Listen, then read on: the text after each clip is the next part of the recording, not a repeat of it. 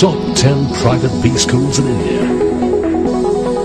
Our focus is on cutting edge domain knowledge and benchmarking with world-class business.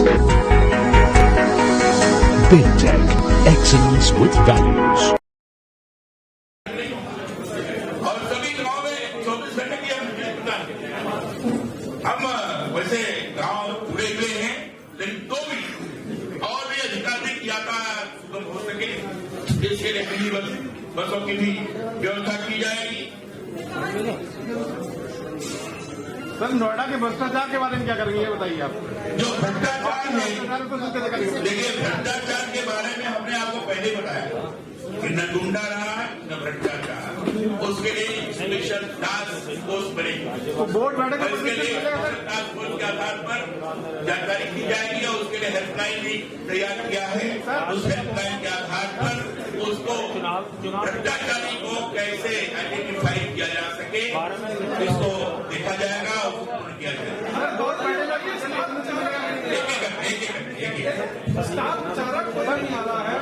जो Noida authority का board बैठक है, उसमें अब तक कोई राजनीतिक प्रतिनिधित्व नहीं होता। क्या प्रतिनिधित्व मिलेगा? जनता का प्रतिनिधित्व जाएगा, वहां पर भी नहीं जाएगा। देखिए, घोषणा पत्र के अंतर्गत जो चीजें उसको हमने आपको बताया। जहां तक इसके बारे में राजनीतिक प्रतिनिधित्व तो बाकी की सारी चीजें तो बात विचार करने के पश्चात कैसी आवश्यकता पड़ेगी तो उसके ऊपर विचार किया जाता है। लेकिन जो हमारे घोषणा के अंतर्गत है, जिसको हम करना चाहते हैं व्यापक तौर पर, चाहे आधार खाते का मामला हो, चाहे शिक्षा का मामला हो, चाहे उद्योग का मामला हो, चाहे किसान का मामला हो, इस सारी चीजों के बारे में हम विशेष रूप से क्या करने जा रहे हैं, ये हमने आपको बताने का प्रयास किया।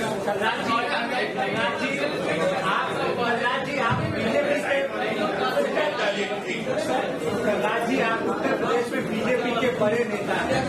बीजेपी ने यहाँ पर मुख्यमंत्री पद का कोई चेहरा नहीं घोषित किया है, आप मुख्यमंत्री पद को देखिए, हमारे पार्टी के काम करने की प्रक्रिया है और प्रक्रिया के अंदर जो स्ट्रेटजी बनाते हैं हमारे पार्लियामेंट्री बोर्ड के द्वारा सुनिश्चित किया जाता है। स्ट्रेटजी के अंतर्गत किसी नेता को प्रस्तुत करते हुए चुनाव लड़ना, सामूहिक नेतृत्व के आधार पर चुनाव लड़ना, ये हमारा नेतृत्व तय करेगा और उसने पार्टी का नेतृत्व जैसे सुनिश्चित करेगा उसके अनुसार चुनाव लड़ेगा और उसके नेतृत्व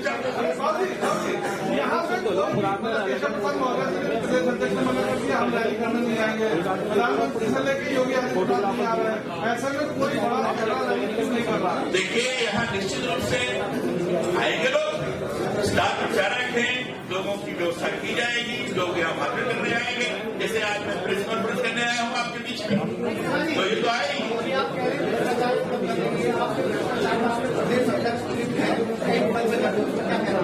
आपकी बात को मैं एकदम अस्वीकार करता हूँ, नकारता हूँ। मैं जानता हूँ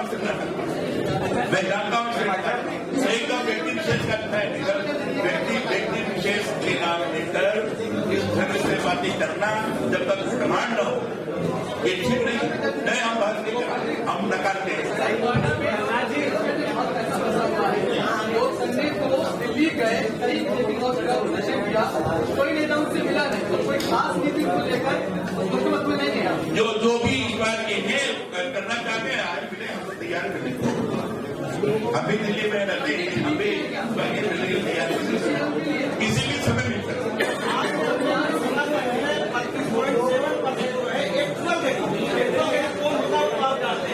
उनके बारे में आपने हमने बिल्कुल कहा है, गरीब कल्याण बोर्ड का मतलब क्या होता है? गरीब कल्याण बोर्ड का मतलब ये होता है जो बीपीएल वाला भी हो, जो और भी अन्य मध्यम वर्गीय हो, आवश्यक सुविधाओं को नहीं प्राप्त कर रहा हो, ऐसे गरीबों के लिए कल्याण होगा, जिसमें विभिन्न प्रकार की योजनाएं हो जाएंगी और उसके आधार पर काम करेगा। पहले आपसे पूछे अभी अगर मैं ये कहूँ कि मेरे घोषणा पत्र का अनुसरण किए तो पहले जो हमारा घोषणा पत्र काफी मात्रा में उसको नकल करने की कोशिश उन्होंने की है, क्या मैं अच्छी तरह और भारत के प्रधानमंत्री के द्वारा जो स्कीम लागू की गई उसकी भी नकल करने की कोशिश की। अगर मैं कहूँ कि उन्होंने नकल किया है तो निःशुल्क नहीं होगी। हम नकल नहीं करते हैं, हम यथार्थ की धरातल पर रहते हुए जो आवश्यकता है उसको पूर्ण करने की दिशा में जो काम हो सकते हैं, योजना हो सकती है, उसको बनाने का प्रयास करें। कोई कारखाना कब आएगा टाटा के बाद से कोई नहीं मिला है। आपने कहा है तो हम वो करते हैं, जैसे भी किसी का निर्माण होगा उसके अनुरूप उस पर व्यवस्था भी की जाएगी।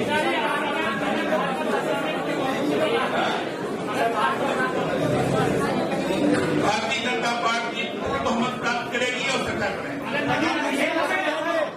अगर केंद्र में आने से पहले बताया गया था किसानों के लिए, केंद्र में आने से पहले बताया गया था किसानों के लिए बहुत सारी सुविधाएं होंगी। अब तक कोई भी सुविधा लागू नहीं हुई है। बकाया है ये घोषणा पत्र में। बहुत अच्छा किया, बहुत अच्छा सवाल पूछा आपने, और आप किसानों के बारे में बताया कि लगता है आपने नोट नहीं किया। नहीं, आपने इसमें बताया उसके बाद में किसानों को कोई भाजपा के सारे जवाब दे रहे। प्रधानमंत्री संपूर्ण बीमा योजना इतनी बड़ी योजना है, इसकी आप कल्पना नहीं कर सकते। पूरा का पूरा बीमा किया हुआ पैसा जब प्रीमियम आने नामदर प्रीमियम के आधार पर हम किसान को पूरा करेंगे। खेत के अंदर कोई आपदा आ गई, सरकार में हो गई, तो भी 25% मतदान करेंगे और 25% जो उसका आकलन होगा, आकलन को बात करेंगे। पहली बार ऐसा हुआ, अभी तक जो होता था, कैपिंग के आधार पर आधा से भी कम पैसा किसानों के लिए किया मैंने। अभी कुछ दिन पहले मैं बिजनौर गया था, वहाँ के किसान कह रहे थे कि गन्ने का पिछड़ा पैसा आ जाएगा और हमारी जो फसल की EMI है वो काटती रही है। ये गन्ने का इसलिए ये स्टेट गवर्नमेंट का काम था नहीं किया, हमने पैसा दिया। केंद्र सरकार ने 6,000 करोड़ रुपया दिया और इतने नहीं, ये भी मैं आपको आप नोट कर लीजिए। केंद्र सरकार ने प्रतिवर्ष 1 लाख करोड़ रुपया प्रदेश सरकार को दिया है और टोटल रूप से जो पहले 93 कमीशन के आधार पर कमीशन के आधार पर 2,80,000 करोड़ के आसपास मिलता था, उसको हमने 10% बढ़ाकर 7,10,000 करोड़ से ज्यादा दिया है। जो अनुदान राशि को 24,000 करोड़ दिया जाती थी, उसको बढ़ाकर 48,800 करोड़ से अधिक दिया है। और इससे अधिक क्या चाहिए करना स्टेट गवर्नमेंट, स्टेट गवर्नमेंट नहीं कर रही है। बीमा योजना के बारे में भी स्टेट गवर्नमेंट अभी तक इंश्योरेंस कंपनी नहीं खोली, बात नहीं खोली। भाजपा के सारे कार्यक्रम टाइम बाउंड होते हैं। भाजपा के सारे स्टेट गवर्नमेंट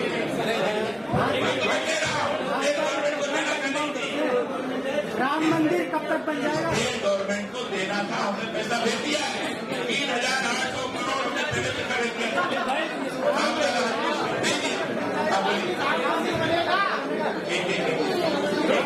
मैं ये कह रहा हूँ बीजेपी के सारे सबके प्रश्न का जवाब देंगे, लेकिन बीजेपी के सारे प्रोग्राम टाइम बाउंड होते हैं। बीजेपी के सारे प्रोग्राम टाइम बाउंड होते हैं, ये आपका डिसिप्लिन है। राम मंदिर कब तक बन जाएगा, इसके बारे में कोई प्रोग्राम आपने चाहो? राम मंदिर भारतीय जनता पार्टी का कमिटमेंट है और इसलिए हमने ये भी तय किया है कि हम सहमति के आधार पर, न्यायालय के फैसले पर और आवश्यकता पड़ी कानून बनाकर संवैधानिक प्रक्रिया के आधार पर राम मंदिर का निर्माण होगा। आम सहमति बनाने की कोशिश की जा रही है, न्यायालय फैसला देने वाला है, उसके आधार पर ही राम मंदिर का निर्माण होगा। इस बात को हम लगातार कहते जा रहे हैं। ऐसे घोषणा पत्र मिला। मंत्री जी एक सवाल है हमारे सिंह साहब से, एक सवाल हमारे सिंह साहब से है, सिंह साहब से अभी बात कर लीजिए।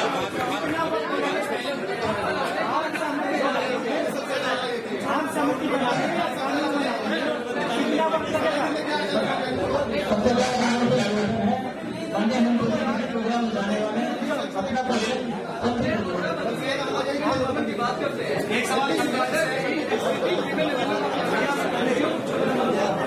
देखिए, पार्टी की जैसी जहां आवश्यकता होती है पार्टी निर्णय लेती है। हमारी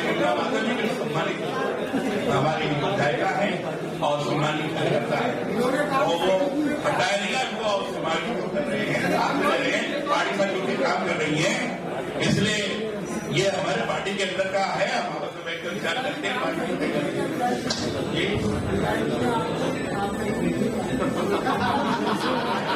क्या आप पूछ रहे हो भैया?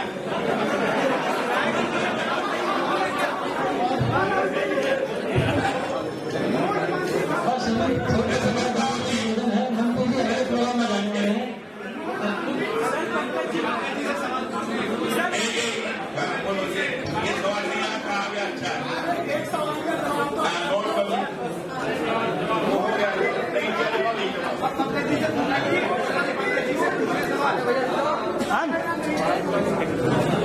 नहीं, हमने बड़ा बहुत साहसिक कदम उठाए, हमारा प्रधानमंत्री ने साहसिक कदम उठाकर देश को हटा दिया। क्या हमारे यहाँ तो भ्रष्टाचार और घोटाला और अनेक प्रकार के उपकरणों का स्वरूप बना हुआ था और इसमें छवि बनी थी। हमने एक कदम उठाकर एक पारदर्शिता का स्वरूप स्थापित किया है।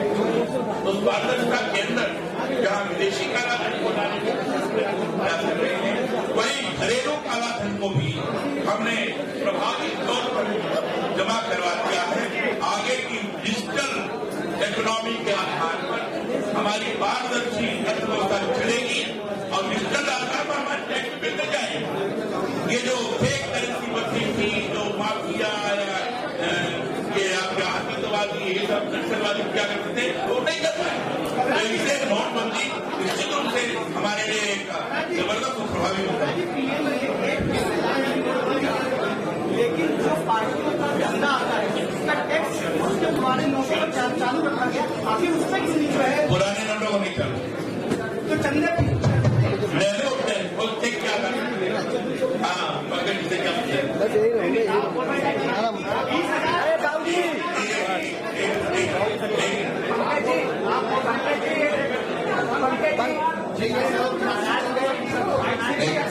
एक मिनट हम लोग